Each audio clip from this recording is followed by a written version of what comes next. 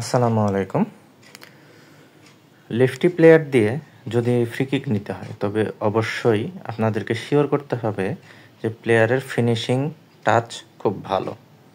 কারণ এই মুহূর্তে DLS-25 বা যারা DLS-21 থেকে খেলে আসতেছেন তারা খুব ভালো করে জানেন যে ফ্রি কিক টেকার হিসেবে এই মুহূর্তে DLS রাইট মানে ফুট দিয়ে যারা খেলতেছে তাদেরকে বেশি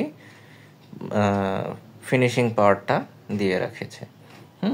যেমন আমি যদি এক্সাম্পল দিই, যেমন নেইমার আছে, ডি ব্রুইনা আছে, বর্তমানে 25-ও আপনারা পাবেন, এমবাপ্পে আছে, ভিনিসিয়াস আছে।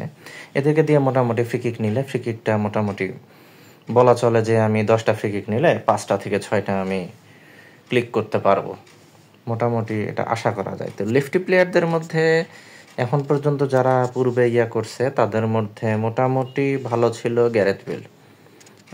আমার কাছে গ্যারেথ বেল আছে, মানে 82-83 র্যাঙ্কিংয়ের যে গ্যারেথ বেলটা ছিল আগে, সেটা বর্তমানে এখন আপনারা পাবেন না সেইটা। তো গ্রিজম্যানও মোটামুটি ভালো।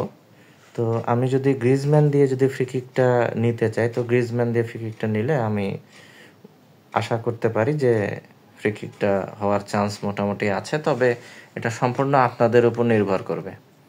আমার এই ফ্রি কিকটা সিনারিওটা দেখেন আপনি, শট নিল, গোল হয়েছে।